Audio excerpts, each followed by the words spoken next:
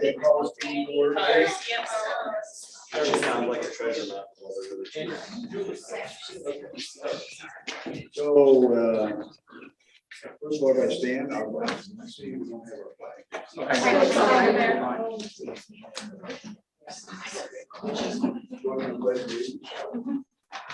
pledge allegiance to the flag of the United States of America and to the republic for which it stands, one nation, under God, indivisible, with liberty and justice for all.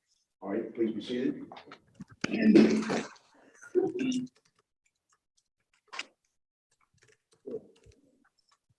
I'm still for the agenda, the URA document. I think you want to call that category. Yes. And Uriah is here to answer any questions we have. You was supposed to be here. Yes, Uriah's here. Hi, Uriah. Hey everyone, how are you doing tonight?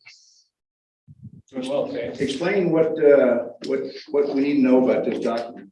We got. Yes. So essentially, Dr. Stoll, that document is it's essentially the same TIF share agreement in theory that we've had on every other project with you all, but that one in particular calls out that the library's not pledging money to the project. So in a sense, we still have to go through the agreement process with state statute before we get to city council to have it approved. But there was enough funding from the other taxing entities where we didn't need to go to the library to make the project pencil out. So giving you guys a no pledge agreement on this one. And I had referenced this, for those that remember it, I had referenced this when I was in front of you all last, that an agreement would potentially be coming in front of you with no ask on it. And that's exactly what you have in front of you today. Well, what you're asking for us to do is to vote on the fact that, hey, this is the process we go through, and we need to be able to sign off on this so we can go forward to the county commission, the city commission, to complete the URA and URP that we've got set aside for this particular development. And we're not contributing any finances to it whatsoever. Correct. Okay.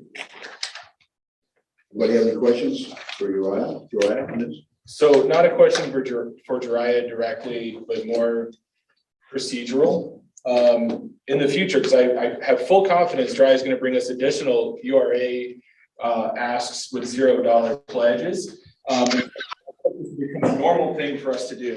And I would love, I wanted to propose that if we have additional zero pledge agreements that come before us, that they just get added to the consent agenda, that we can get information ahead of time in the board packet. We can always pull it if there's questions from other board members, but then it saves time from Jariah and other individuals who might come to represent it. It saves us time of having to have the discussion. We just slap it on consent as an agreement, so the board can take action on it, because it doesn't have financial obligation to us.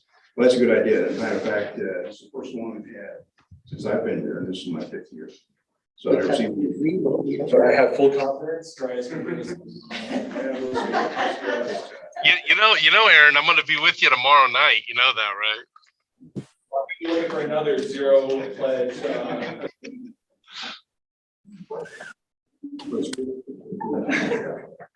Maybe that works. Okay. So anybody else have any questions? Go ahead. What we're doing is just approving the fact that, hey, yeah, we're part of this process, and this time we're not having to pay anything. But we are going to submit this to the city council, who has to go through the process, and maybe they'll be taxed to provide some funding. I don't know, but anyway. So all in favor, say aye. Aye. Hi. There needs to be. Don't we need to make a motion? Okay. I move that we accept the property tax agreement, revenue agreement for the good project Garnett urban renewal plan. As written. I'll make it very soon. I want to add that we should say that it's zero impact to the library in there. Not that I don't trust you, Jariah. I just want to make sure that we add that in there, because I don't want people to read this or review it and just, well, you voted on this without seeing the proposal or anything.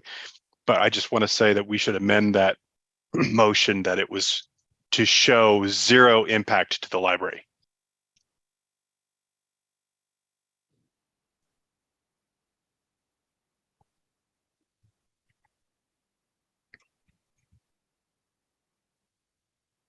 Whoop, I think you guys are, I think the boardroom is muted.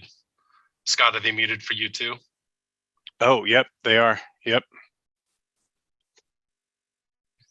Aaron, are they muted for you as well? Hey, I think it might just be free now.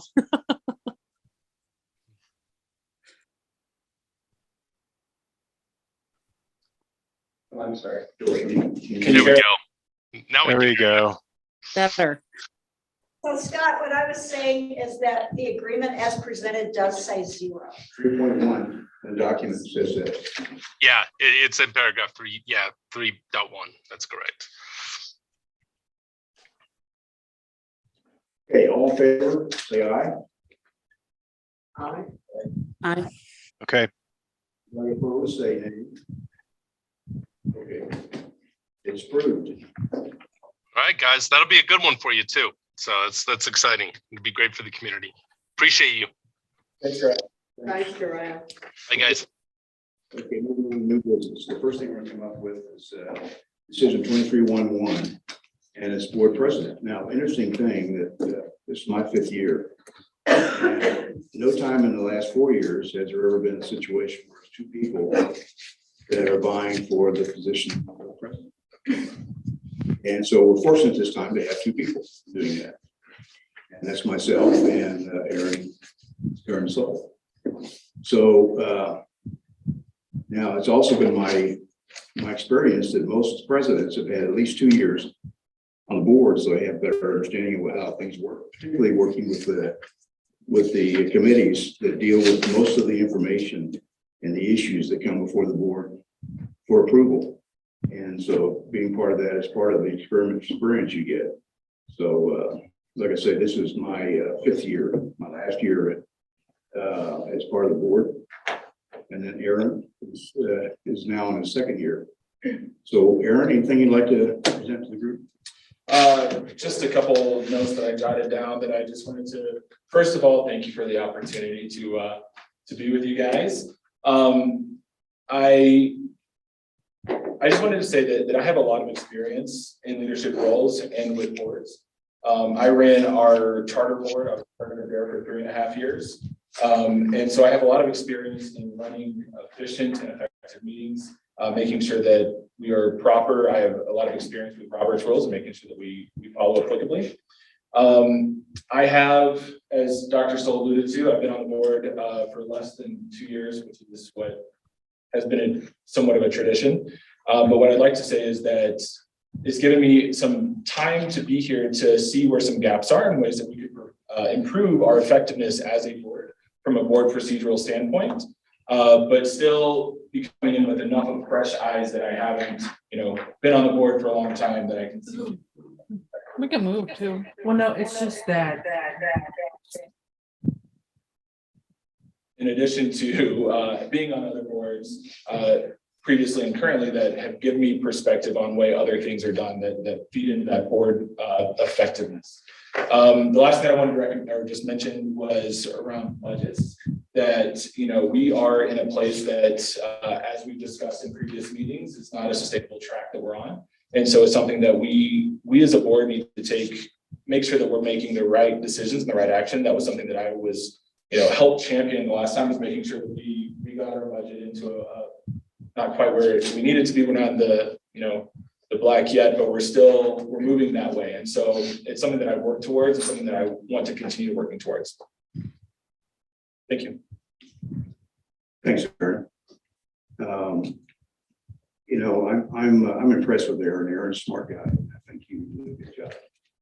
I'm just give you a short little bio about my background. Most of you don't know anything about this. I retired from the Army at 27 years.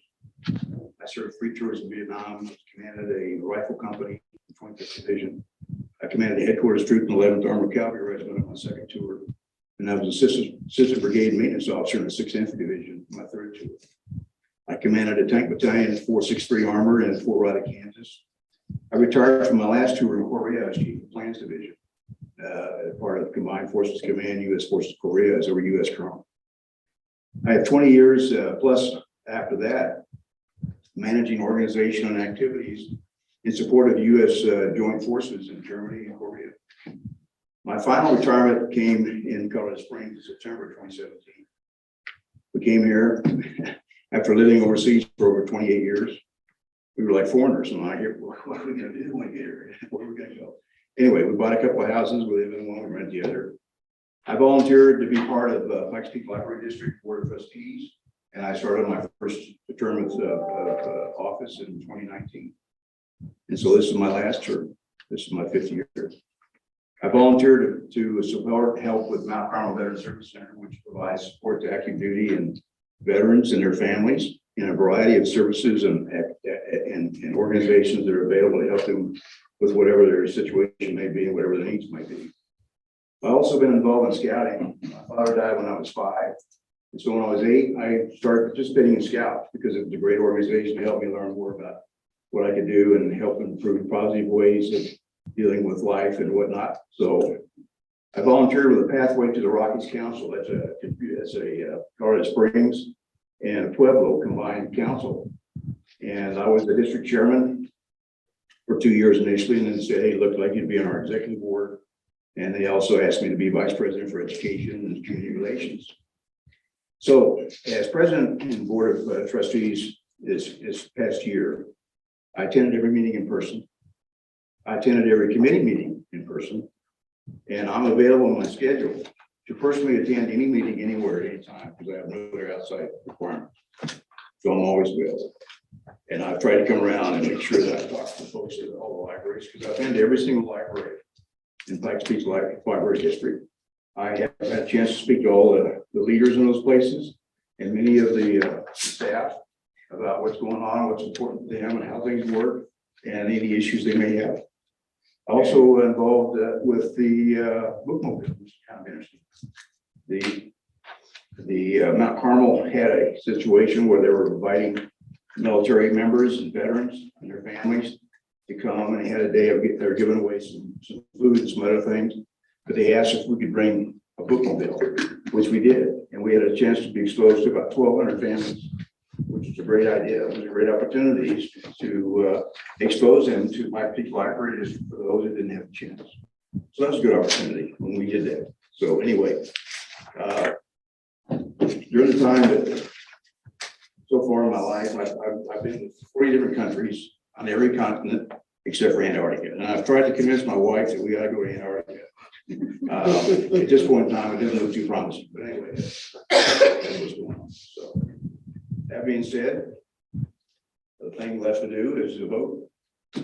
You've got in front of you there a small little card. Just circle whichever one you think you want to be selected as president, and we'll go from there. And I'll come around and pick them up. Anybody have any questions?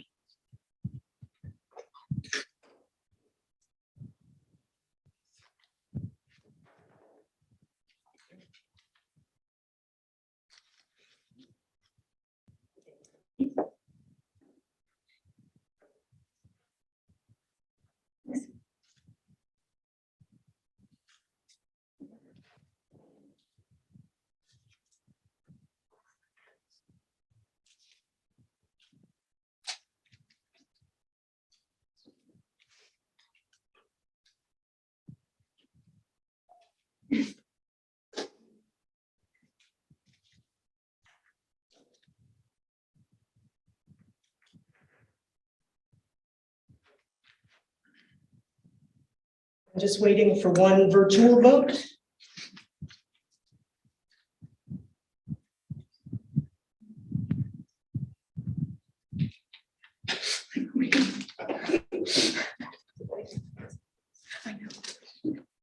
It's like watching that football game where that goal. Jeopardy music is Jeopardy.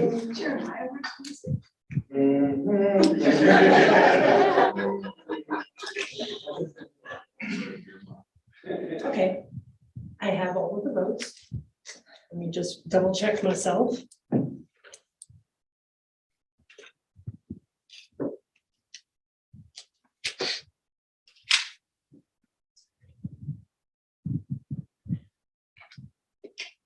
Dr. Stoll has 3 votes. Aaron Salt has 4 votes. Okay, Aaron. So Aaron, you are the new president.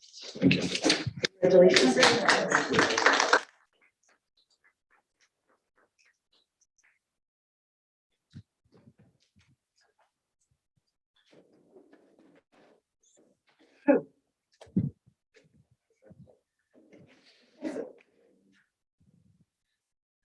All yours. Thank you, sir.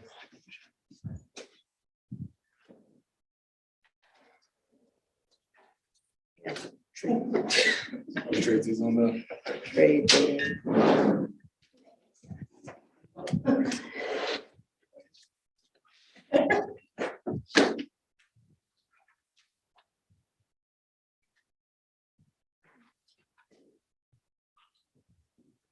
All right, next up on the agenda, item 4.A.2, Vice President and Secretary Treasurer appointments. We had one for each of those, so we'll need to approve the slate, correct, of Dora as the Vice President and Aaron Vince as the Secretary Treasurer. You better be careful after you hear. I'm sorry. So is my wife. Oh, okay. All right, do we have a motion to approve Dora as the Vice President and Aaron Vince as the Secretary Treasurer? So moved. A second? Second. Okay, thank you. It's been moved and seconded. All in favor, say aye. Aye. Aye. Any opposed? All right, motion carries. Congratulations, Dora and Aaron. Thank you for stepping up. And next is the 2023 chairperson appointments, or committee chairperson appointments. I saw those. If you don't mind. For the committees are internal affairs, public affairs, and governance. Internal affairs, Aaron Vance will be the chair and I will be working with her. Public affairs will be, Debbie will be the chair and Julie will be working with her. And governance, Scott will be the chair and Dr. Stoll will be working with him. All right, So we need to have a motion to approve the committees. So moved. Second, go ahead, second. all right, all in favor, say aye. Aye. Aye. Any opposed? All right, thank you very much. Here's our leadership and appointments for 2023. Next up, item 5, correspondence and presentations. Do we have any correspondence? All right. Item B, presentations, introduction of new staff and staff promotions. So, Michael, you're up. sir. Michael had a change in schedule, Never so mind. I'm going to introduce Perfect. Tiffany. Wait, I didn't get a chance. Go ahead. Tiffany Paisley is our new manager here at Penrose Library. Quite some time, and we were really excited to see her move from Cheyenne, although they were sorry to see her go, but to come to Penrose, and it's been a welcome addition to the building. So thanks for joining us here. Congratulations. All right, next up, we have Michelle. You have a few, it looks like. Yeah. I'm loud. so Sure, it's not bad. if you don't mind. that'd be great. Oh, so everyone can hear how loud I am? Exactly. So I have 3 new team members on our team to introduce. The first one is Carla. She's relatively new, given all the budget discussions of last year. Kind of held off on doing some of the introductions, but Carla joined our team as the public relations manager in October. And she comes with experience from Loveland Public Library and is originally from Divine, Colorado. And she is joining us virtually. So I think Carla's up. You can wave, Carla. And if you want to say hi, you're welcome to say something. If not, we get it too. All right. Well, then you want to say something, Carla? Yeah, just it's great to meet you all. Nice to see you and congratulations. All right, and then next on the list, I believe, is Clint. We're doing this in the order it seems to be higher. with us, joined our team as our full-time website administrator. And he comes to us with many years of experience as a website developer, designer, administrator, so great experience. And we're already talking about a website redesign. Yay. So more to come on that in the future, but yes, welcome, Ladies. So you get claps when you hear in person. That's like incentivizing. And then Kim is the next addition to our team. She joined the communications team in mid-December. She is our new community engagement coordinator, and she comes to us with many years' experience with the city of Colorado Springs, as well as then with the U.S. Air Force. So she has a lot of experience in public relations and community engagement, and then another great addition to the team as well. So Kim is up there. Kim, if you want to say hello. Yeah, hello, everyone. I just want to echo Jariah's thank you to Dr. Stoll for his leadership, and be the first to congratulate Mr. Salt on his new president of the board. So congratulations. And I'm excited to be part of the PPLD team. So looking forward to a great year. Yeah. Points when we present different topics. So thank you. That's all the introductions I have. Thank you so much. All right, next up is Pikes Peak Poet Laureate. She's not here. Okay. She's asked if she present in February instead. So we will do that. And then Narcan presentation, Mr. Brown.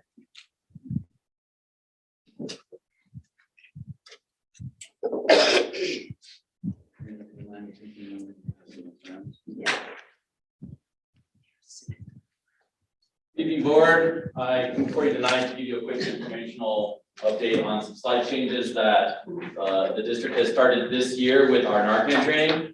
For those of you that don't know, a quick review, Pikes Peak Library District has had Narcan within our district for just over 5 years. About 4 years ago, we created a program with the state to utilize funds to disperse Narcan further across our district. That corresponded with the state and federal government starting the national emergency on the fentanyl addiction that was starting across the country. Colorado at the time was on the forefront of deaths in the United States from fentanyl use and opioid overdoses. Unfortunately, Colorado is still at the forefront of those. The packet that was handed around to you is the handouts that we give out at our training classes. So Pikes Peak Library District conducts 12 Narcan training classes that focus just on Narcan over the course of the year. We do one a month, and those travel around to our different district branches to provide that specific training to our staff that are located at those facilities. So we provide that training to any staff member who wants to attend that training. It is mandatory for our security officers. It is mandatory for our PICs at those locations. What are PICs? I apologize. Our persons in charge at those facilities. So that would be a manager, supervisor, or someone that's trained and designated to be in charge of that facility. And then additionally, we provide Narcan training in all of our first aid courses. So when we provide our first aid course here at the district to our staff members, we teach first aid, stop the bleed, Narcan, AED, CPR, and bloodborne pathogen cleanup. We do an entire suite on that. So we provide quite a few training classes on Narcan throughout the year. As the epidemic in overdoses continues and we continue to see more fentanyl seized in our community specifically, we had a discussion that we are already providing this training to staff members. We're already taking it across the entire district, and we had patrons from our library branches reach out to our managers and say, is there any information you have on this? As a library, do you have any information that we can get? Can you connect us with appropriate resources to get training on this? We're already providing those trainings, and so the discussion was to open those trainings to interested parties from the community to attend. So there's no additional cost to Pikes Peak Library District, as we're already putting those trainings on at those locations. We're simply opening those trainings with a limited number of spots at each training for members of the public who are interested. So the information you have in front of you is the information that's sent out at that. We have the fact sheet from El Paso County Coroner's Office showing, unfortunately, another year of increase in fentanyl deaths and opioid overdoses in our specific community. So last year there were 221, I believe the sheet says, here in El Paso County, or overdoses associated with opioids and fentanyl use, which is severely unfortunate. So those are the resources that we provide. The classes are put on by our community resources team, our community resources supervisor, Kayla Rockwell. And she has already put on one course this year that did have public attendance at it. So there is an interest in those, and those are open. And we hope to make sure we can just continue what the library does, spreading information to the community, and hopefully continue to save some lives. I'm happy to answer any questions for you. Any questions? I have a question, if you don't mind. So the Narcan that we have now, is there an age range that we are supposed to use? Because I know that fentanyl really does impact the younger generation, and I'm curious if the Narcan can be used, or if there's a specific age range that the Narcan can be used for, if it's children all the way up to adults, or if it's a specific age range. That's a great question. I'm happy to answer that. Our Narcan is a nasal, zoom in. Our Narcan is not injectable, it's a nasal deployment, so it's fine mist placed in the nasal cavities. The Narcan, as you see on your sheet there, unfortunately, we do have juvenile deaths here in El Paso County. So it's not just teenagers or those that are middle-aged. Unfortunately, some of those are accidental, where it may be located within the family home and someone's underage unfortunately gets a hold of it somehow, whether intentionally or unintentionally. But the Narcan that we deploy and we train on can be utilized on any age of individual. Narcan is one of those they call wonder medications where it has no negative effects. It only has a positive effect. It only does one thing. It just washes away opioids off of the receptors that tell your body to breathe. So it can be used at any of those ages. If I were to use it here, I do not have opioids in my system, and it would do nothing to me. It is only does one thing, and it is safe for those ages. Great, thank you. Of course. Now, Michael, on the purchase of the Narcan, or is that probably isn't given to us? No, so originally when the program was first started, we did have to purchase, but there's, again, it's been declared a national health emergency. So now you're, And so the federal government as well as the state government have Narcan plans where we submit, it's not quite a grant, but there's specific amounts of Narcan that are provided to different regions of the state and the country. And then an individual organization is designated as the purveyor of that to spread it out to those who are asking for it needed across the community. And we participate in that and get our Narcan replaced when it has a 2-year shelf life. So we inspect those on a monthly basis to make sure that everything is still good with those, along with the rest of our safety equipment, and we replace those prior to their expiration. So we work with the designated body, and that has changed a couple of times on designated, but we work with them to procure our supplies. But Narcan is available at any pharmacy, almost everywhere. All of the local pharmacies, it's over the counter. You simply need to ask for it. It's not prescription used. It can be given at any pharmacy, and there are lots of organizations across the community that hand it out for free, including the emergency rooms and some of the addiction treatment centers. How often do we have to deploy Narcan here? How often do we have to deploy Narcan? We deployed a Narcan earlier today. But it's not often. We do deploy Narcan as part of our protocol with anyone we find unconscious. So whether that's someone who's having a seizure and we don't know, a heart attack, a medical sugar emergency, a stroke, an overdose, whatever that is, because our responders are not medical professionals, they can't identify that. And as there are no negative effects, we always deploy Narcan if we find someone in case that it is, so we can provide that immediate injection of that medication, not injection, but interjection of that medication. So we do utilize it whenever we find someone unconscious, and that's a couple times a month across the entire district, possibly. Yeah. Any other questions? thank you All right, for this thank you. information. Of Yeah, course. this is great. And I'm glad that we're dispersing the information for others. Yeah. That's important. Okay, next item up is public comment. Not in person or online. All right, thank you. Moving on, next item is our consent agenda. Do we have a motion to approve our consent agenda? I move that we approve, do I need to say them all separately? or I just the don't- consent? You can just say the consent. Okay, I move that we approve the consent items as listed. All right, all in favor, say aye. Aye. Any opposed? Aye. All right, items are approved. Next up is item B, unfinished business. Decision 23-1-2, the 22 capital or general capital special revenue designated funds budget adjustment resolutions.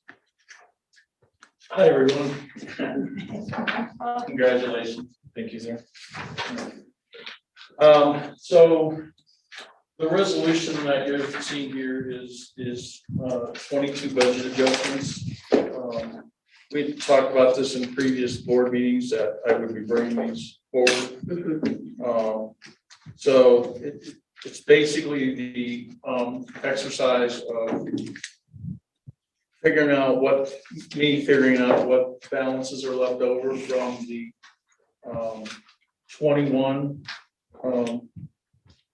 ending year on our capital accounts and our special revenue designated fund, and presenting those in a statement, which I did for each one of them, and that's in the packet that was distributed. Because you all approve annual budgets, anything that was approved for a previous year that we are requesting to roll forward, such as for multi-year funds, which is what these are. I have to go through this exercise of giving you the information again, what's left over and what we're requesting to roll forward. And that's basically the purpose of what we're talking about here. And this is for 22, so it will end up going into our financial statements that we end up presenting to the auditors. And that is starting up again. Endless cycle. Yes. Did anybody have questions about those resolutions as presented? Doesn't look like it. So the first one we'll do is the 22 update. And then we'll do the 23 resolution afterward. Do we have a motion for the 22 budget adjustments? Have a second? Second. All right, all in favor, say aye. Aye. I'm sorry, I did want to mention that Dr. Stoll's names are on the ones for 22 because it's 22 business. Sure. Okay, thank you. Any opposed? All right, motion carries. Next up is the 23 original adopted budget resolution, which is, go ahead. Okay, so just before we start, I just want to take this opportunity and thank Randy and Tammy and public service directors and the LT. I know that a lot of work has been put in this work. So I want also to thank Board of Trustees for their feedback that was provided. I believe it was the 7th of December. It seems like centuries ago. So, and again, I would ask the Board of Trustees, and I know it's weird, but I'm looking at you and Scott as well. So that would you, for you to please approve it as presented, and at this point, I would also ask you for not to change the goal as what you requested for us to get to 730. I believe we are at 736. Well, yes, 750.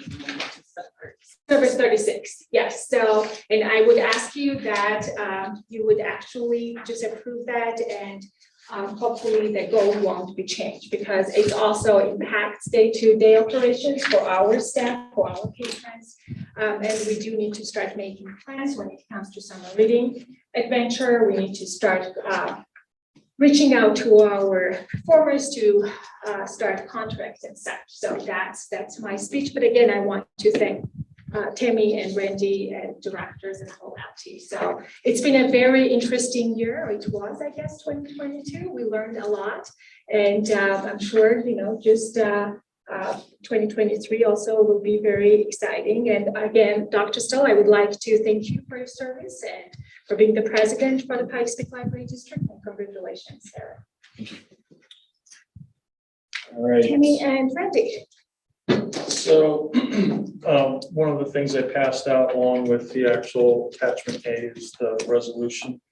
And there are 5 items that we adjusted. The first 2 are related to personnel costs. And actually the netting of those 2 pieces of information, I pulled back on the attrition savings because we've eliminated some positions that were vacant. And also kind of did a recalibration of our personnel costs based on our very last hours worked. So I had a very accurate head count as to who was switched out. And I mean, Heather can attest to this. There are weeks where it's like almost every day we got some switching out. So those first 2 items relate to that. So net savings of $80,000. That is in addition to what was presented in the revised budget that was adjusted to the resolution that was read off at our last meeting. And so that's in addition to that.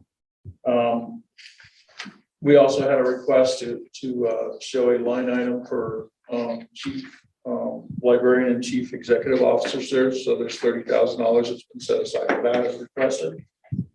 I have an item here for $50,000 for tuition that actually was in the other budget. It had been placed into personnel costs and should have been operating. And instead of going through trying to word that out, I decided just to show it as an increase to personnel, and the 50 got netted up with the personnel cost adjustment. And last but not least, and Tammy will speak to this, we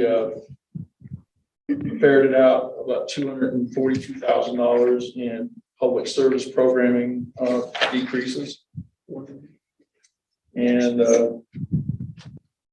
so in total, that brings our appropriation for general fund from $35,667,371 to $35,425,186, which, as Taylor mentioned, that brought us to a net impact on our fund balance of about $736,000 minus.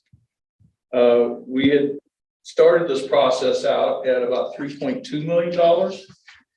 And as most of you went through that exercise with us from October forward. And so our last request was to try to get it down to $750. And Tammy and I,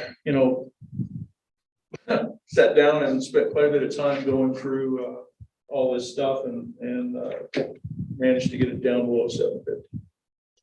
Great, thank you.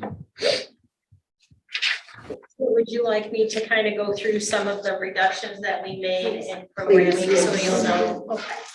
So most of it are reductions to the programming lines. There were very few that were actually eliminated.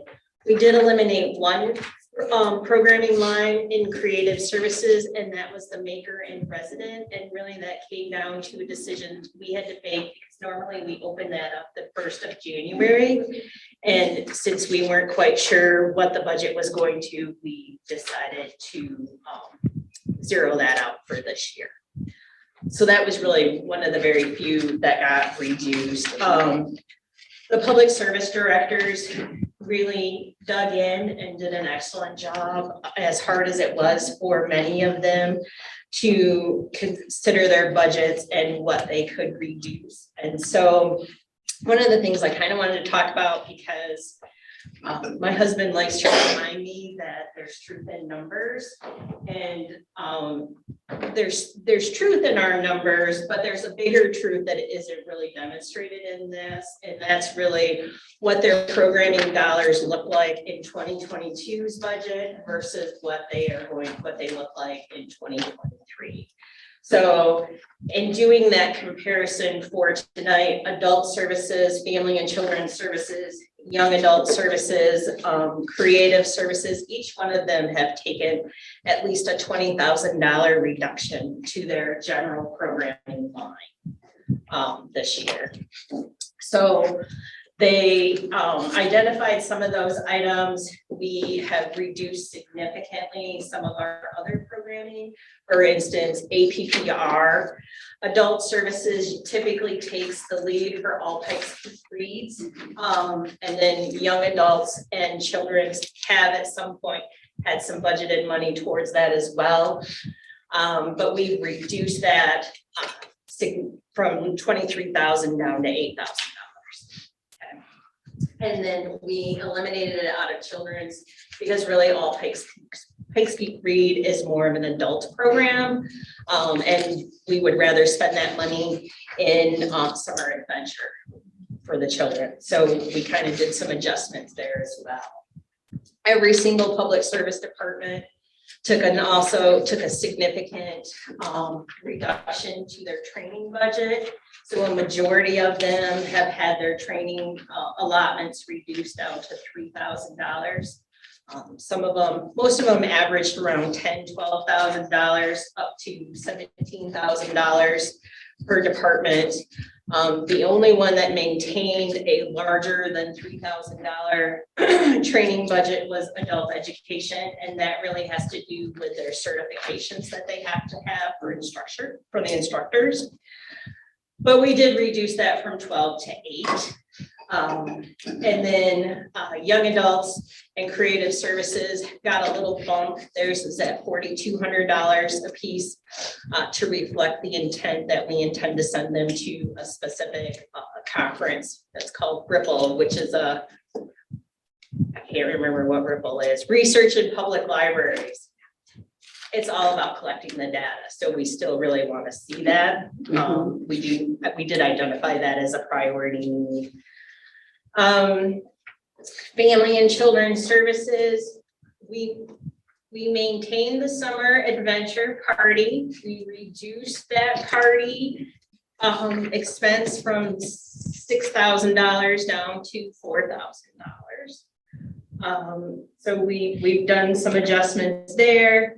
We have reduced their summer adventure prizes. So in the 2022 budget, it was at $30,000. We had some funds left over. We adjusted it up to $57,000. This is the book. So this allows the kids to get a book when they sign up and when they complete. But we've reduced that down to $49,000 in this budget. So we did make some understanding that the board has always set the collection as a priority and having that as a certain percentage. We did some minimal reductions to that. Some was a couple of eliminations of 2 services that we aren't necessarily using, that doesn't have very high usage. And then some supply budgets. And then to actually balance it out to get to where we are, we took a reduction in the adult AV budget line. And part of that is also because they're not producing as much AV items anymore. So that was really the line that got reduced in this round.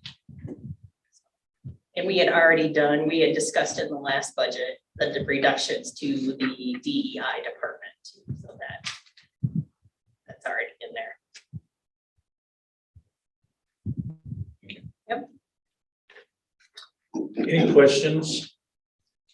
Well, I would just like to say that must have been really hard for you and the staff. And I appreciate the effort, not just the effort, but the willingness to address the concerns that the board had. And it's my hope that those are not permanent cuts, that we will find a way to restore funding for programs that they don't care about. So I know it's easier to say than it is to do, but I really appreciate how hard that must have been. Thank you. And the staff will appreciate hearing that. It's hard for them. Well, I think the fact that you expressed an opportunity to be flexible. I mean, not that you wanted to do this, but you had, okay, what can we possibly do? And I agree with what Debbie's saying. So it's everything. And if we get our act together and actually go for getting out of, the tax situation we've got and be on our own. I think that'll help a lot. Yes. And I guess I have a question. I would assume that through your reductions of various programs, and I'm glad that you kept the conference for them to collect data, because that's so critical in our strategic plan. Yes. I want to be assured that we will still be meeting the needs that we had proposed for in the strategic plan. So even with the reductions, we will still be able to follow through with our strategic plan. I know not everything because it was based on funding, but some of the programs that were cut, they're not going to in any way impact our strategic plan. I think Or that's will what, they? that's what it was that actually we did our best, that we reduced some of the program and service offerings at this point, hoping that, like you said, it won't be permanent. Right. And when it comes to we identified areas that is extremely important to us and also how for us to continue informing the community and serving the community, and for them to also to understand where we are financially. So that's what we will continue looking at that as well and looking at other ways that possible, maybe with partnerships and such, to fill some of the gaps. But I understand your concern. Of course, it's going to impact some of the areas. And then we will talk about it going forward. But main areas that were identified, we hope that it won't be a huge impact on that. So, because and again, I will discuss that when it's my turn, but yeah, I understand your concern, and training is extremely important to us. It's very important that our staff to be trained. So we will be also everyone working with the HR department. And I know that particularly when Lance was looking at some opportunities when it comes to training of the staff and their opportunities maybe to bring some of the speakers or facilitators and experts in like to us. Instead of us maybe going to the conferences again, we will be looking at different ways. And we do believe in training. We believe in education because we're an educational entity. But there were areas that we had to make those changes, and that's why the training also was that area. And you know that for years the training budget have increased. Right. And also now looking back, it's an extreme reduction if we look at data and numbers. So. Thank you. Yeah. But again, wow, it's painful for me to write it. So I can't even imagine making the decision. But thank you very much for the work that all of you have done. This is an immense task. I know it was. So thank you. Aaron, Scott, any comments or questions? Honestly, everything that's been said is just I know everybody hates doing budget cuts, but unfortunately that's kind of the way we are today, and hopefully within the next couple of years we won't have to do this again, nor will we have to go back to the staff and say, look, we're going to have to cut even more. I'm really hoping we don't get to that point. So thank you, all of you, for what you've done. And please, again, thank the staff for all of their help in getting this. So thanks. Thank you, Scott. Aaron, anything? I was just thinking as I'm sitting here, this is the first time I've really been through a process of doing such a big budget like this. And I'm sure, I found it eye-opening and amazing what you all have had to go through at the staff level to get us to this point. And the thanks, I don't even know that I can say thank you appropriately. I trust Tayona and Tammy and their staff that they did what they think is absolutely best to get us to this point. And like I said, I can't thank them enough for all their hard work, and Randy too. Oh my goodness, for all these many months dealing with this. So just thank you all. Thank you. I just want to echo what everyone else said. I know this is a really tough exercise and I really appreciate what it means for you guys to go through this exercise and your teams to go through this. As Debbie said earlier, I really hope these are not permanent cuts to the budget, that we can bring some more things in, especially when we start talking around some of the training and those pieces. So really appreciate what you guys did. Meeting the goal that was set forth by the board. Really appreciate the effort that you did. Thank you all. Can I ask one more thing, and really to Tammy? Do you have all of that you just went through written down someplace that you could share with us? Yes. Okay. If you wouldn't mind forwarding that, that would be great. I appreciate it. And giving us, how Yes. the reductions from this to this. Right. From the public services, because I am kind of interested in seeing all of that. It's just where it's written. Yeah, that'd be great. Thank you, Tim. Okay. Thank you. Thanks, Scott. Any other comments or questions? All right, can we get a motion? Could I get a volunteer to read the resolution, please? The 2023. Yes, ma'am. I'll go ahead and read it. Thank you. The resolution for 2023 budget adjustments. A resolution appropriating additional sums of money to defray expenditures in excess of the amounts budgeted for the Pikes Peak Library District, Colorado Springs, Colorado. Whereas this resolution is adopted for the following causes: expenditures and other financing uses. Number one, to decrease the 2023 budget by $501,961 for personnel costs, appropriation savings, wages, applicable taxes, and required district retirement contributions, with the elimination of vacant positions and recalibrating personnel costs based on final personnel levels as of the final working day of 2022, December 25, 2022. Number two, to decrease the 2023 budget attrition savings from $440,000 to $18,039, a cost of $421,961, which nets total personnel cost savings to $80,000, which is due to loss of savings from elimination of vacant positions and recalibrating personnel costs for 2023. Number three, to increase the 2023 budget by $30,000 for anticipated chief librarian and chief executive officer search in 2023. Number four, to increase the 2023 budget by $50,000 for anticipated tuition spent in 2023. Number five, to decrease the 2023 budget by $242,186 for reduction in public services programming appropriations in 2023.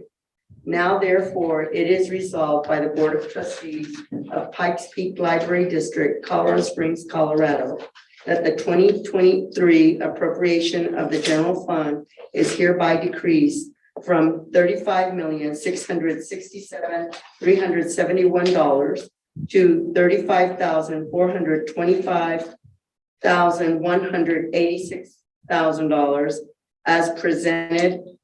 I'm sorry, I said that wrong, right? $35,425,186 as presented in attachment A, adopted this 18th day of January 2023. Thank you. Do we have a second? I'll second that. And you did a great job, Dora. Thank you. All right. Thank you. All in favor, say aye. Aye. Aye. Any opposed? All right, motion carries and the budget adjustment has been adopted. Thank you. Thank you very much. Thank you. Thank you. Thank you. All right, next is new business discussion, chief librarian and chief executive officer job description. Debbie's gonna take. Like, Yeah, she's strolled, yeah, we're trying to get through. So no one submitted comments that I'm aware of. So what I had one change that I wanted to recommend, and that is in red in your online copy. And that is just to give us a little bit more flexibility on the education requirement, so that if there's a candidate that we feel is on track and we really like them, then we would have some flexibility to work within that 1 year. But no one else submitted any comments, so. I read through it, I thought it looked really good. The only thing that I thought was kind of the same thing as flexibility is that's, in my view, is kind of up to the board's discretion. If we have requirements that we have a candidate that we really like, that we say, this is the candidate we need for the district, we can waive some of those requirements as we move forward, but that's sort of at our discretion. But as far as the description goes, I thought it covered everything. I thought it was well done. So thank you for both of you for your work on that. Well, basically, That was Heather. that was Heather. HR. Heather a few years ago, or? The version we were looking at was completed in 2017. And then there's opportunity to revise it each year. So hopefully you all as a board got to review it each year to make changes. So yeah, importantly, it's up to you all to change, usually annually, but if you were to change your mind about how you want it to look, even in the midst of having, not just at hiring, I guess is what I'm getting at, is that even once you have somebody permanently in place, if you want to change it at any time because you have a different focus, you can absolutely do that. Thank you. Thank you. Any questions or comments related to the job description? The only thing I had was a couple of formatting issues. I'm not sure if anybody else pointed those out. But under the additional duties and responsibilities, there's a line there, but there's also a number 1. Same thing with under supervision. Those are the only 2 things. I mean, I think it's great. I just noticed that formatting I think change.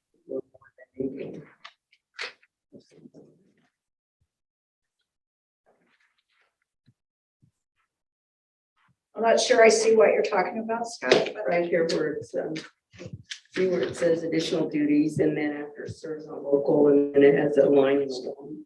Yeah. Oh, So yeah. that's Scott, that's a formatting that happens when you change a PDF to a Word doc. So depending on I knew it was going to be something like that because that's why I didn't send it out to anybody, because I was like, well, maybe it's one of those converting things, because I have that same problem. So, okay. version was in your packet, I got sent out, that would indicate whether or not it's present. But yes, obviously, when we do finalize, we'll make sure to scrub it and get rid of any of those extraneous notations that come through. Okay. Thanks. Heather. okay. All right, any other discussion? All right, seeing none, we'll move on to the next item under new business. Decision 23-1-4 PPLD Board of Trustees bylaws. I'm sorry, could I just go Yep, clarify one more absolutely. time? So now that we've discussed it, are we all good with posting the position? On our national search. Any qualms with them moving forward and posting the description? Advertising? the search? Did we agree on a time frame to do that? Are we doing it for a month? Are we doing it for 6 weeks? I don't know if we really made that decision, did we? That's one of the things that we have to decide on, but we did agree that we were going to begin advertising now in January after the new year. I mean, we do have our budget, so we'll work within Yeah, that as we lay that out. Do you have a recommendation for? I mean, honestly, 4 weeks to me is ample time. If we go any longer, I mean, my suggestion is a 4 weeks period, and then after that 4 week period, if it determines like the 3.5 weeks that we're still not getting a good response or a good bucket of people, if you will, to apply for the job, then we can discuss whether we want to increase the duration for another 2 months or longer. I'm fine with the 4 weeks, but that's just a suggestion that I have. Heather, do you have any Yeah. advice on that? What's your, Yeah, I mean, I guess it really has to do with what your timeline is for what you're trying, when you're trying to get somebody to start in place, right? The longer the duration. The one thing we don't want that job postings, much like real estate postings, if they're out really long, they get stale and people say, well, what's wrong with that job? Nobody wants it, right? So if you put it out there, you know, if you were gonna do the 4 weeks that Scott recommends, as he mentioned, you go and extend it and repost it if you felt like you weren't getting a good topic attendance. But I don't know that you'd want to put it out there for a super lengthy time. Because typically also people apply the last minute. So if you say, okay, it's gonna be 3 months, then you'll you wait know, till. in 2 months and 2 weeks, is when everybody's gonna apply. But again, it really depends on where all you want to boost it, how long, when you're trying to get somebody to start, that really is the discretion of the board. Yeah. So I'm fine with the 4 weeks. My initial reaction was closer to the 6 week mark, basically just call it the end of February, just as a clean cutoff. Yeah, and so that end of February, which gives us about 6 weeks. I'm happy to stick with the 4 week time period. I don't have a strong preference either way. How about you, Aaron? Yeah, I don't know. The 4 weeks, you know, I was back and forth about this too, because it's such a high level position. I wasn't sure what the time, but when Scott said 4 weeks, it just sort of sounded better to me than 6 weeks. 6 weeks just seems like such a long time frame for gathering, you know, people for such a high level position. So I guess, you know, I would be inclined to go with 4 weeks. And at the end of 4 weeks, if we're not seeing what we're looking for, maybe we touch base with Heather, get her input on maybe why we're not seeing what, you know, she's going to be our expert, I suppose, in this realm. So get an idea of what the next steps would be. Maybe the next posting is a shorter time or a longer time. I'm not sure, but I'm hoping maybe that 4 weeks would be just the right amount of time. I recommend 4 weeks, and I think we should assume success as opposed to, well, gee, what if nobody shows up? I mean, No, I think we're we got gonna this find covered. somebody, I think we're gonna do this. Then my second question, Julie, do you have any input on this? I tend to prefer it shorter and compact than extended needed, so that would be Okay. Thank you. Okay. gets people more. my second question is, do you want me and Dora to work with Heather to decide where the job should be advertised, or do you want, I mean, because there's different costs for different things, we went through all that. Yeah. Or do you want to tell us where you want it advertised? I mean, how much of the grunt work do you want Dora and I to just do, and how much do you want to be involved? But I want to know. Personally, I'm fine with you two working with Heather to decide where to post. There's so many different types of boards and organizations and whatnot to post it, that to try to say D17 seems a bit much, but that's. I just want everybody to be comfortable with their amount of input into the process. I appreciate So it. whatever that is. I think Heather's got the corner on how to do this, because she's hiring people or whatever else. So Well, she has a whole list, but they all cost money. so I So- think that's realistic, but Yeah. see within our budget. Scott, do you have any comment on that? Well, I mean, obviously, I would love to have the ALA site or even their publication. I just don't know cost wise, like Dr. Stoll pointed out. I think that we've got to make sure that we look at that to see how much they charge for that 4-week period. But I think that that's probably one where we definitely want to do that. I don't really know any other smaller publications or other publications. So. I guess what I'm asking is, are you comfortable if Dora and I were? Oh yeah, I'm sorry. Yeah, but I definitely would like to do the ALA site. I'm sure you two would have come up with that and probably already decided to do that. But yeah, I am perfectly fine with that as long as we can stay within our budget accordingly for that. We were just gonna, put it on. Watching. Thank you. Did you have any other questions or No. things that you need to ask? Okay, so then. So we'll get started. Sounds good. Thank you, ladies. We'll probably have somebody for you next.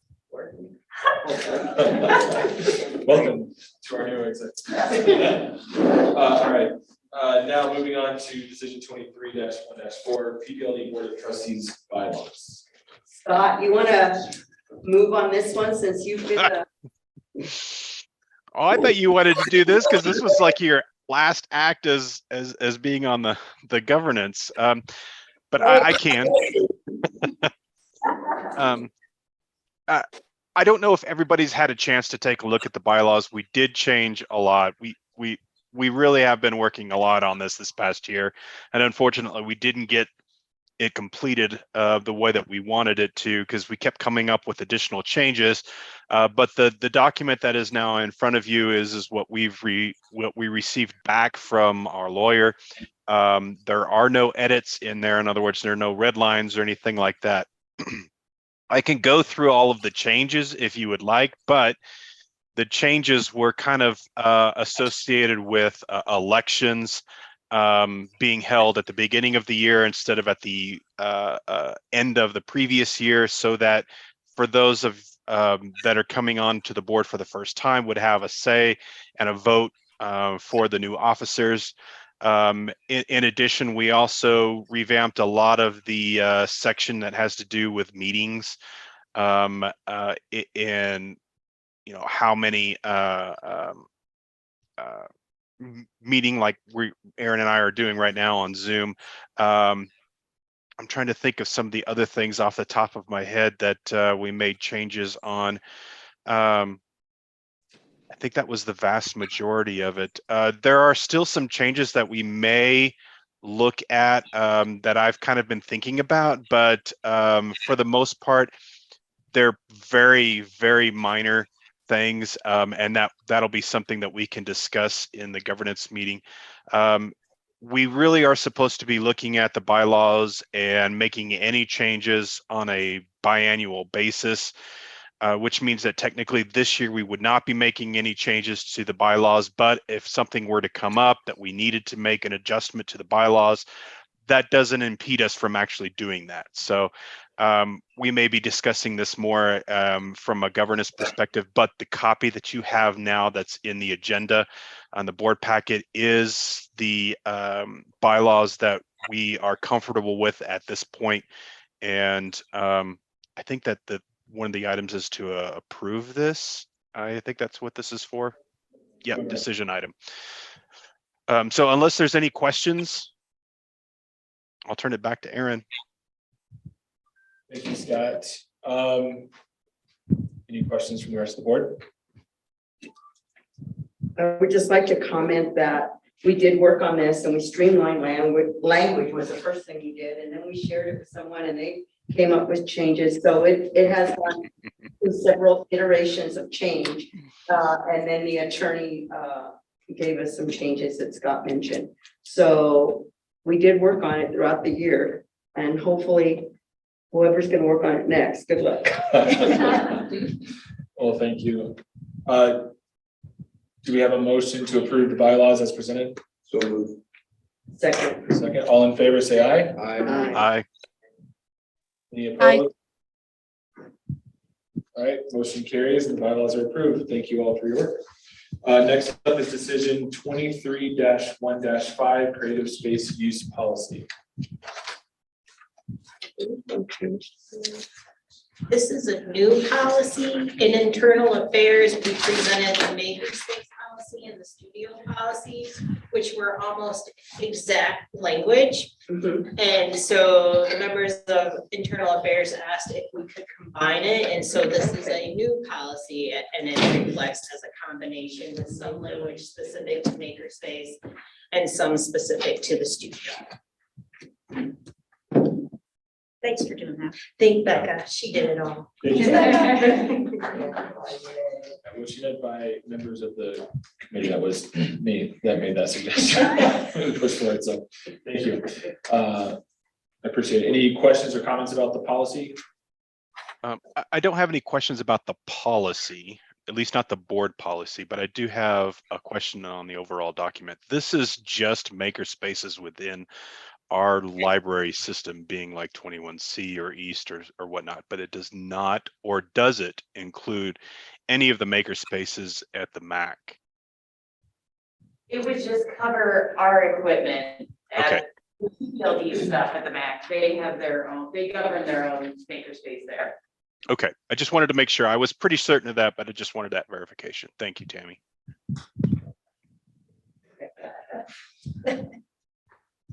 All right, good clarification. Thank you.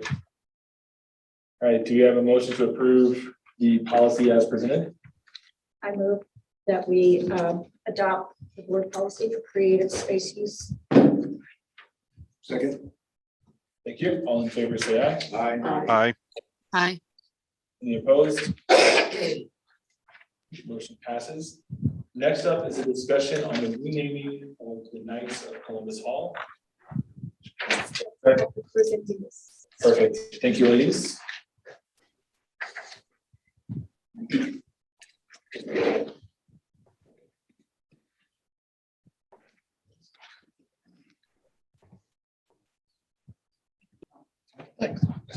That's great. Good evening, everyone. Denise and I are here this evening to talk with you about our proposal to rename the Knights of Columbus Hall. After about a year of service there, we have come to the realization that the name is causing some confusion, and we're going to reconsider that. With it being the Knights of Columbus Hall, we've had a lot of questions from patrons about which chapter of that organization we are, how people can join. We've had questions from patrons about whether or not they can have events inside a building of a religious organization. So it's caused some confusion there. And then there have been a few times where we've had people express concern that they didn't feel comfortable using the space because of its association with Columbus. So we would like to change the name to something that more clearly identifies it as a part of the library district, as well as removing as much confusion as we can there. So we started off with brainstorming a variety of different names. Our naming policy, the first way of naming things is typically related to location. So we tried to think about that. And so we thought about Kiowa Community Hall. We had some concerns about that because the entrance that's on that street is not actually a public entrance. It's not accessible. So we already have some kinds of struggles with people knowing where to come into the building. So we didn't necessarily want to go with that. Pikes Peak Hall, that's the actual address that we have on Google, so that when people put it into their GPS, they get to the building. But it sounds a lot like the Pikes Peak Center, which is just down the street. And then we talked about some other things like the Hall at Penrose Library or Penrose Hall. And we were concerned about people coming into this building instead. And also with the Penrose House itself. So we called in our friends in communications to try to help think some more about some other naming options from their expertise in marketing. So my team sat down and we started thinking about what does the library represent? What does that room represent?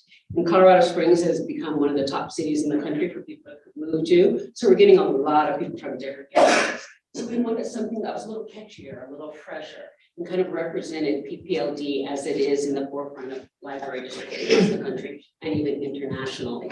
So we thought about the hall because of those shorter, catchier names are really fun.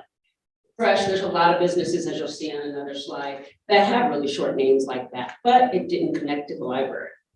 So then we thought about PPLD Hall, a little closer to what we wanted, but still not exactly describing what the building is. So we got together and we narrowed it down to a couple of different names. Now, PPLD Community Hall was a name that actually came from, I think, Becca's group when they were doing their brainstorming. It fits the KCH mission, which is a space to thrive by the community for the community. It emphasizes the community aspect of the name. And as you can see, there's a list and a host of different organizations in the community that use this building. So I felt that that really resonated with it. Some of the cons with it is that it's kind of traditional and conservative. And I say con only because if we're trying to be on the forefront and we're trying to be more cutting edge and stay up with what's happening in Colorado Springs, that's going away from what we were trying to achieve. Utilitarian and a little staid, a little just traditional. So another name that we landed on was the hall at PPLD. People know what you usually do in halls. They're usually for entertainment. It's fresh, more modern, projects an image of this is not your grandmother's library or grandfather's library, which is something that many of us have said. It suggests events and activities are taking place at the location, so that really expresses it. With the PPLD in the name, it's connected to the library district. And you can see it's similar to some other names that are in the area. There's a bar called the Library Company. There's a venue that's for dancing and music called The Loft. You know, you have the Mansion downtown, that's also another entertainment venue. The Barn is a retail establishment in Castle Rock. So those shorter, catchier names are what businesses are kind of going with these days. Now, of course, the name does not fully describe what the venue is as PPLD Community Hall does. And does it fully support our mission statement? Well, it doesn't say community in the name, but I think with us defining it, when we promote it and we announce it, we could make sure that it does fit the statement and let people know that it's for the community. And would it create barriers because it's less descriptive? It's something for us to consider, and it would be something that our marketing team would take into consideration when we're actually promoting it, when we unveil the name, and when we then use it to let people know where the activities are taking place. So those are the ideas that we have been able to brainstorm and come up with. And we just wondered if you had any questions or thoughts or anything. Is there a time frame you're looking for getting this thing established? Say that again, I'm so sorry. Is there a time frame for getting this done? Becca's been working on this for quite a while. So that's why I keep looking at it, I should say, last year. So Becca's all still not. We'd like to do it as soon as possible. We have a big event coming up in March. I want to say the Story Project is going to be taking place there. That's going to be getting a lot of PR. I would say it would be great to maybe do it in conjunction with something big that we're already going to be taking a look at, you know, and letting people know we've got a new name. We would do it right before it and then do it at that time. But we don't have to have it done by a certain date. It's just that we've been working on it for a while. I know her teams have been brainstorming and coming to us. So we'd like to get it done as soon as we can because they're still getting those calls of, you know, can we join and what chapter is this? And there's still that. Yeah, whatever we come up with, I think it's important we get it designed. Oh, yes. So that there's no question about the building and it no longer has any connotations that cause problems. We made sure to Yeah. consider that when we were talking about budgeting. Yes. And so with that in mind, it's going to take at least a good month or so before we can get the whole sign. We have to change things on the website. We have to change whatever signs we have in the buildings, do things on the web, you know, like I said, on the website, that type of stuff. So it'll take a while. Social media pages will have to be updated. A lot of that. So it will take a couple of months at least. It's not going to happen tomorrow. I'm not looking forward to that. Before March though. If we could, Yeah. you know, within that March timeframe, April, I mean, I can do it at any time. But I always like to do it when there's going to be attention in that area. So that people are going to be paying attention to it. We get, you know, the new name out and then now we have, it's going to have the story project will take place at the hall at PPLD. You know, that type of thing. Rebecca's place, I still like to. Do you guys have any questions or comments?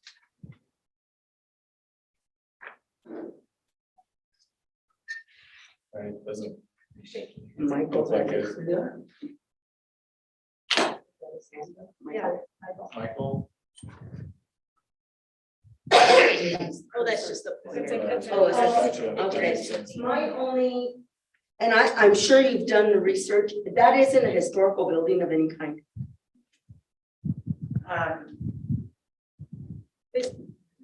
We actually looked at it. Remember when Becca started working on that, or she brought that suggestion, so we worked with Gary and looked into it. It is historical, but we don't have any restrictions. We did that. Okay.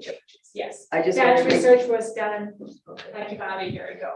Because I did kind of know that Yes. that was kind of a historical Yes. site of some kind, do but we not don't have any yes, restrictions We on don't have anything. any restrictions. We already made sure, yeah. Well, the hall it is? Well, No, I don't know. Well, I am impressed with how much work it is to name a building. Yeah. Yes, never Be a child. never had any idea Nine until months for a all child. of this This has came been up going in for the 3 year. years. So, thank you for going through the headaches and the thoughtfulness and all that. And I'm sure that whatever you guys eventually come up with will be fabulous. And I do like Becca's Hall too. I just walk around with bright red cheeks.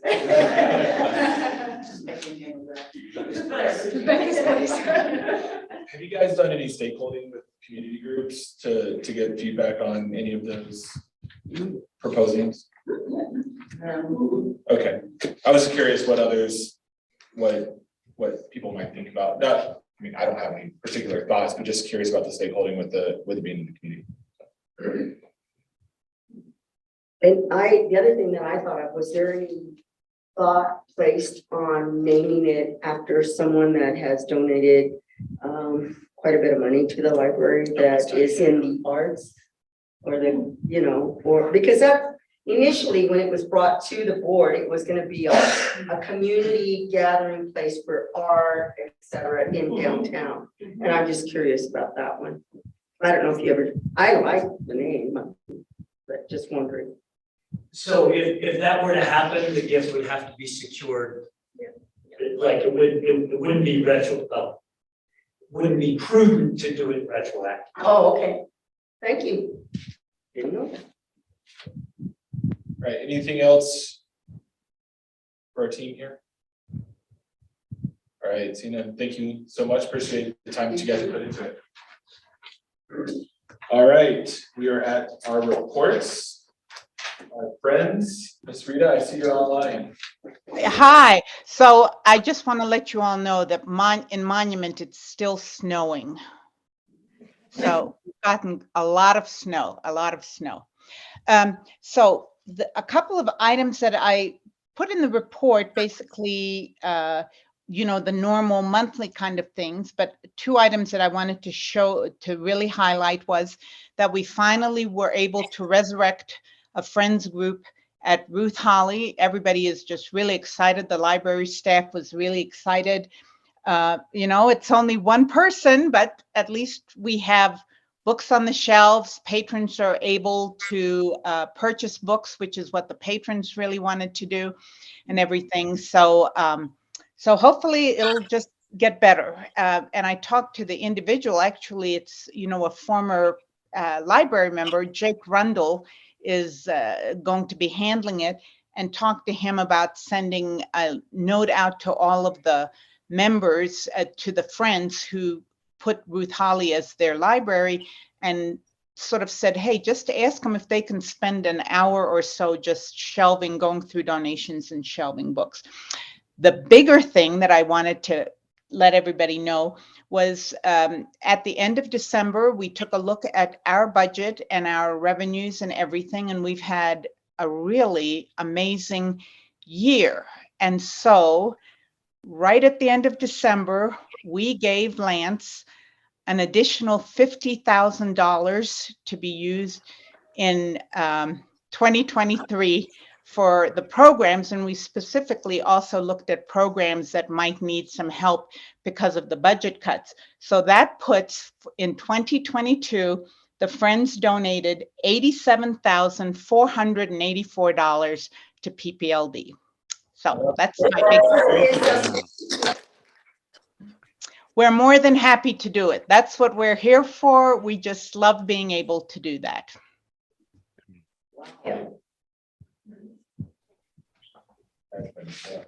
Wow. Because Lance got that money, $50,000. Oh, that's why a new suit?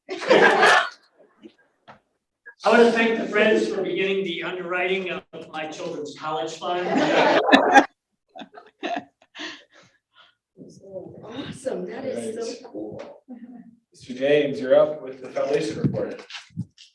Hi, good evening, everyone. And just as usual, any questions about anything in terms of what was submitted in the packet? So, many of you have heard me say this, but I like saying it over and over.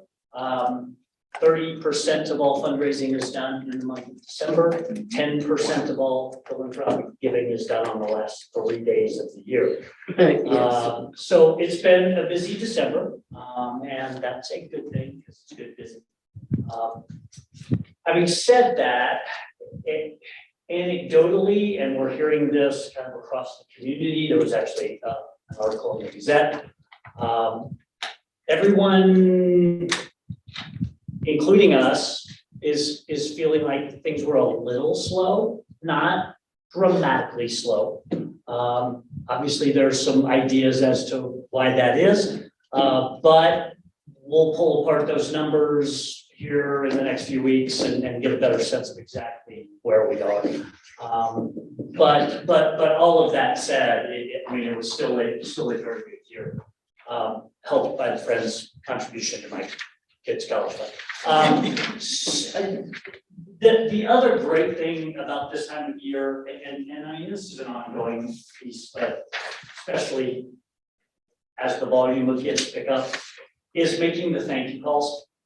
And so foundation board members, Sarah and myself, we will make thank you calls to steward those donors, to express our gratitude for supporting the library district and the spaces and programs and services. I think the best anecdote that I heard was, because it's kind of easy in this day and age because people don't actually answer their cell phone when they see an unrecognized number. So 9 out of 10 calls, you're leaving a voicemail. But the 1 out of 10 that you do actually get someone, usually they're going to share an anecdote of why the library is so important to them. I think the best one I heard, but I just wanted to share tonight, was one of our board members spoke with a woman who made a gift, and she said, well, I actually don't use the library, but a lot of our neighbors do, and so we felt good about that, so we just thought we would support the library. So it just goes to show you that word of mouth is always a good thing. People were talking about PPLD in positive ways, and that's a tribute to the hard work that the staff does every day.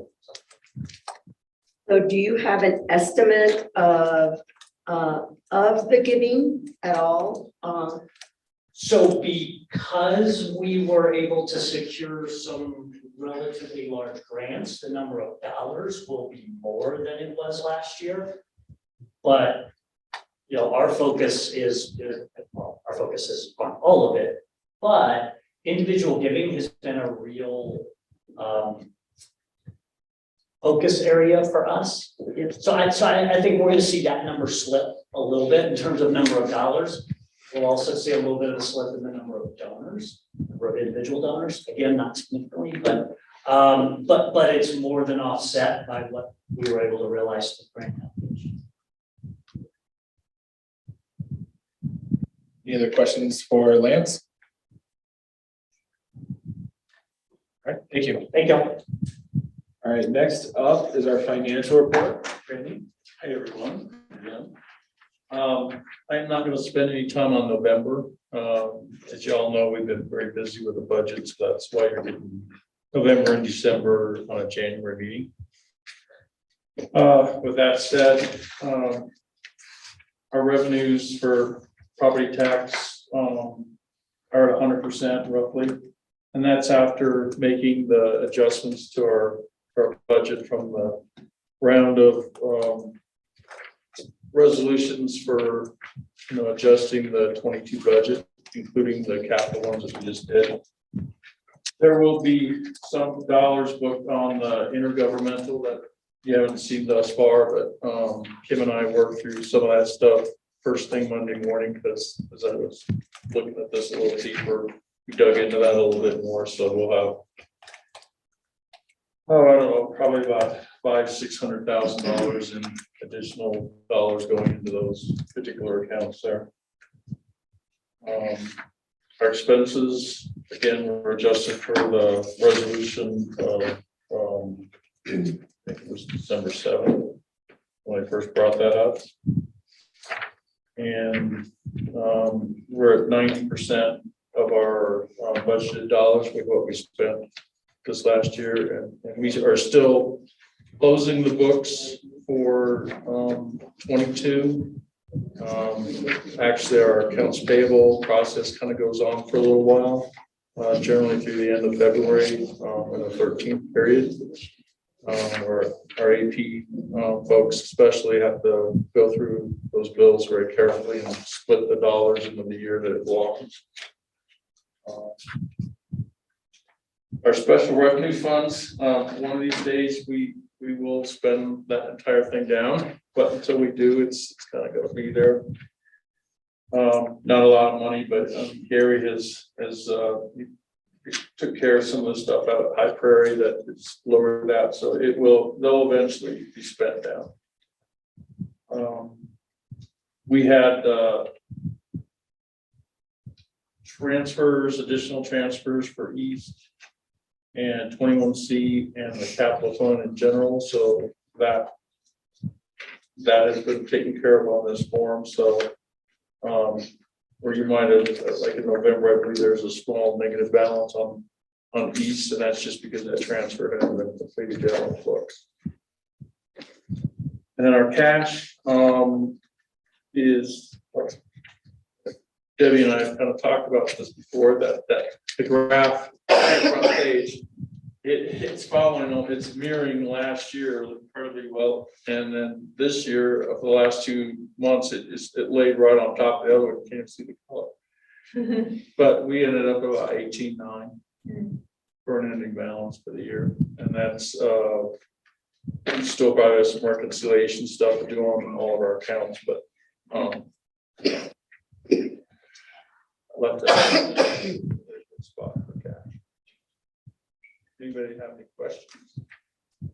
Just thank you. I don't think we can thank you enough for all the many hours you put into all of this stuff. So hopefully this year you'll get to rest a little bit. So I did want to mention that our accountant. I wanted to say that. Yeah. So Kim, you've met her a couple times, and we spent a lot of time together. But she successfully got an accountant hired, and that person started on Tuesday. And our next board meeting, I'll have her come in with Shannon and introduce her to the board. Great. But she got many. We're very glad to see you. Yes. Yesterday when she came into the building and got started with HR and getting her up. She wasn't expecting that kind of welcome. Everybody was excited. Right, just like also, I think she felt like what's happening, why everybody's so happy. And she was like, yeah, so Kim's had, I told her, I said, so there is a silver lining on this where, you're picking up the responsibilities of somebody under you that would normally be doing this stuff. You're getting down in the trenches kind of education at your own pace, and you kind of like to ferret things out that, you know, you now understand. So that's always the good thing to having this happen, but you know, it'll be easier for her to bring Shannon up. For us to. Yeah. Any other Sounds questions? like you, huh? Any questions? Any other questions for Randy? Thank you so much. Thank you. All right, next item is public services report. So, just as making those budget cuts were difficult. Reductions. See, I wasn't on my page. I wrote it down on the other. I know it's supposed to turn. It was almost as hard for the public service directors to reduce their 2-month report into the amount of pages allotted for a 1-month report. So I have to be sure to point that out to them because they did accomplish it. I'm very happy. Any questions before I kind of point out a couple of things? We did a lot of events, lots of parades, a book release for regional history and genealogy. Myself and several of the directors hosted the Colorado Springs World Affairs Council, which are some international individuals. And this is something Teona got involved with when she was adult education. And we have quite a reputation at their US office. And so they often get a request to come to Colorado Springs and to come tour the library. So we've been trying to show different parts of the library with each tour. So this time we did East, and we had done 21C the time before. So we had done that as well. Yeah. And then the Yule Ball, which of course is very popular, and they did it in the future hall at PPLD or whatever it's going to be. So yeah, so lots of good things we did at the end of the year. Great job. That's great. Cool. Scott, did you have something? Yeah, I was going to ask a quick question. I was looking over the circulation report for December. And I noticed something about the hotspots, how they've increased 117%. Is that because we purchased more hotspots, or? Jenny, would you like to answer that? We did add more hotspots in the past year, so if we're comparing December to December, that is probably what the situation was. Okay, I figured that, but I was just checking because that's a pretty large increase. Okay, thank you. Thank you. All right, next is the support services reports. Any questions about that? Well, I think they were all good, and I appreciate the level of detail in all of them, but I would really like to recognize Michael and all the security information that we got in the background. I just found that very, very helpful. So I really appreciate that.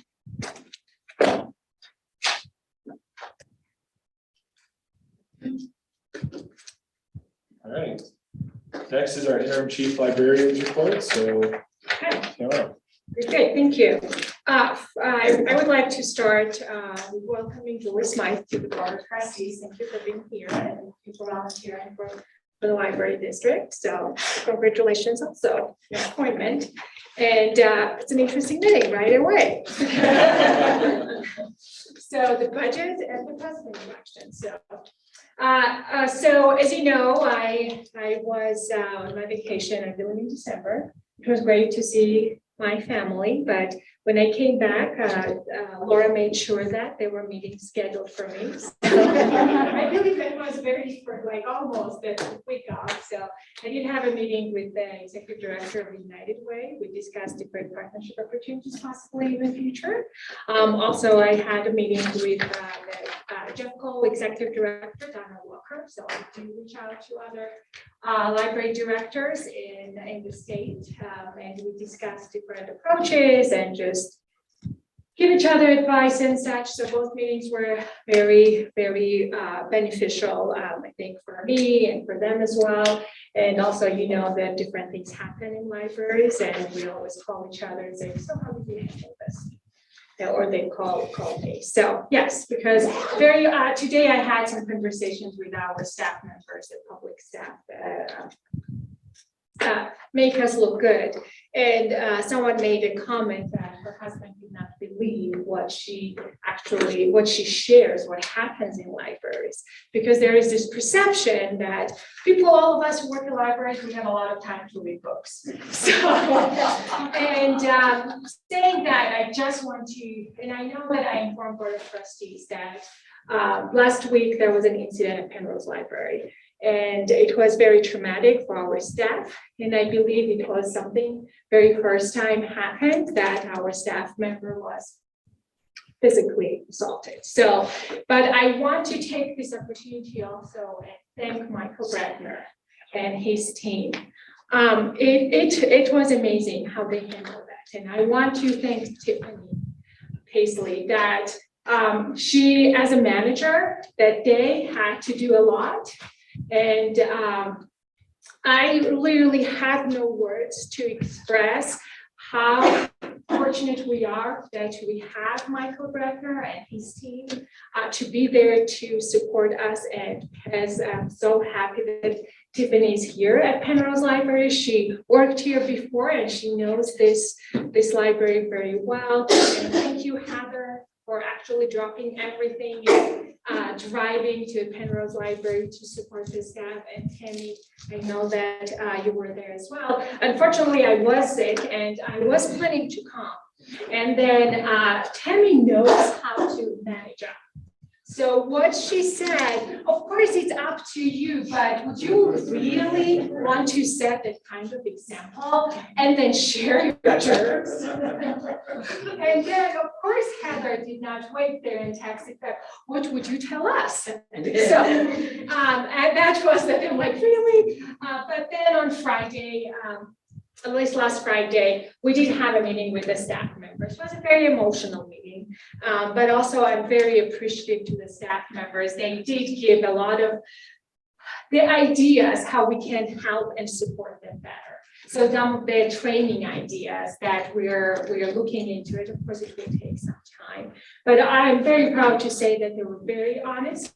It was a respectful conversation. Again, it was not easy. That was very emotional.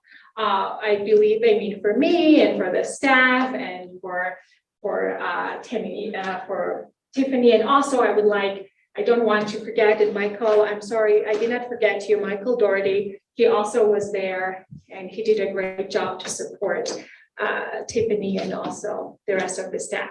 So also not something similar, but another incident happened today when Michael mentioned that they had to use an American today. There was a patron who, if I'm wrong, Michael, just correct me, but I believe that our staff members, again, our security team, they saved her life. So, and it was hard to see that in the library, but again, thank you, and thank you to your team. So, and of course, we've been working on the budget, and there is this also story that I called, I believe, I don't know, I call Randy every day. So I don't know which one he calls me. So I called Randy and he was like, I got in trouble. And I was like, with who? And it's like, I get in trouble with two people, you and my wife. So, and because I believe it was Sunday or I don't know, one of the days. So, but again, I just want to take this opportunity to thank everyone for making this happen and the budget. Again, it wasn't easy. There were some days that all of us had moments that we had to apologize afterwards. So, but that's in a nutshell. And we are to also answer your question, Dora. We are starting to have sessions about the strategic plan when it comes to training. I know that was one of the board's desire as well, to make sure that it was rolled out in such a way that our staff and managers feel empowered. So, and then Anthony services in my meeting with all staff, thanks to Jeremiah, but rescheduled to the 3rd of library. And also we will be talking about the strategic plan and providing different tools for them as well. So, do you have any questions? And I don't know. Oh, of course, it was amazing. On Friday, there was the annual Friends meeting. And it was a very emotional meeting. And I was privileged to install 2 executive officers there. I had to read the script that Lance wrote. So, and it was a good script, but what happened? Things changed there, and I'm horrible at following script. So instead of actually being aware of what's happened there, I just kept reading. And it was a little bit out of sync, but it was great. So that was my privilege to do that. Bertie Miller is their vice president, and then Sue Gilbert is their treasurer. So it was a very nice event. And yesterday also, we had another successful event at 21C Library that Denise made sure that it was advertised everywhere, and Shirley and Yvette did a great job, and other staff members as well. We pulled out 4 stacks of extra chairs to seat everybody. Wow. At 21C. So It was an amazing turnout. That's great. yes, and I'm horrible. I forgot the name. Yes, so she was amazing. She shared her story, and there were some great questions as well. So, and in the future, I will make sure that the Board of Trustees also have information about such events ahead of time. So I feel like that I failed that I did not invite you and share that information. This was a very successful and very touching event. So thank you. If there are no questions, Any questions? All right, thank you. We'll move on to board reports, governance committee. Everything that we did, elections and all the voting on the bylaws language, that's what we discussed. Scott will take over and he will start looking at board training. Exciting for him. Good times, good times. All right, thank you. Internal Affairs Committee? Most of the things that we did, you've already seen with the policies. I will say that we had a presentation from the Manitou Springs city people, library people, architect people, just a progress report on where they are with the upgrades to the Manitou Springs Library. And I'll say it was a frank discussion about what they would love to have in the library district and what we could possibly make happen and how to narrow the gap between those two. So they were going to go back and work on that some more, and there'll probably be a board presentation in March about where they are and what they expect. The architectural drawings, I will say, are just gorgeous. So it will be a beautiful facility. It's just a matter of how they will make it happen. So I will be happy to turn all of that over to Erin, and I'm sure that she will keep us all up to date. That's it. Great, thank you. I will follow your. Thank you. All right, public affairs. Erin, you're the default chair. I'm the default. Well, we seeing as Mina has moved on, and we have a new Board of Trustees member, Julie. Welcome. We did not meet in December, but I will do a little trading off with Debbie. That's right, correct, Debbie? We'll be heading up public affairs. Yes. Little co-training session. Yeah, maybe we do a little switching off here. So good luck to you all with public affairs, and we did not meet, so I have nothing to report. All right, thank you. Trustee updates. Any updates from any of our board trustees?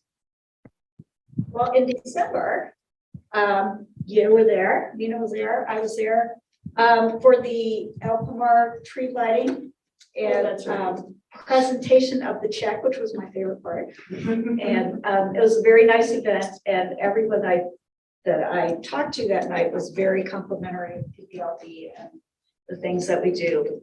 And it's great. So thanks, Lance, for sharing that with us. More college fund. I just want to say welcome to Julie as well. I meant to say that at the beginning and things just kind of went through. So I am so sorry, but welcome Julie to the board. We are really inviting. We really do like to talk and stuff like that. So just welcome to the board, and we look forward to working with you. I bring your attention to this article in this document, which all of you should receive today. There's a great article about the Colorado City Library. It's one of my favorites. It's got a lot of character, and it's been there a long time. I mean, there's other libraries that have a lot more capability and resources, but this is really a neat place. It's one of the first libraries I went to when I got here, and I always go back and see how people are doing and whatnot. So, and the only thing that's different is now the squares, the stairs that go down the stairs don't squeak like they used to. Tell what people are because they walk up the stairs. Speaking of, so will we have a sign up for adopt a trustee for libraries and departments this year? That seems reasonable. That, I think that might be discussed in governance. Correct. Yeah, I was just going to jump in and say, not only that, but I believe that there is also the conflict of interest statement that we need to sign. Each of the board members will need to do that. And yes, we are doing the adopt a trustee, which is kind of a funny name because they're not adopting us, we adopt them. So anyways, we'll be doing that. I'm hoping we'll be able to do that by the February meeting, but we'll discuss that during the governance call. Thanks. Thank you, Scott. Any other updates? No. All right, last up is the board president's report. Excited for the new year. Thank you all. Welcome to Julie, and also to Scott. Congratulations on your reappointment. So even though he is still here, he is still here. So thank you. So looking forward to working with you guys over the next few years. Yeah, looking forward to what 2020 holds for us. Again, I just want to reiterate, thank you to all of the staff working through those budget adjustments to make sure that we that's where we need to be. There's nothing else. Can I get a motion to adjourn? So move. Second. All right, we are adjourned. Thank you.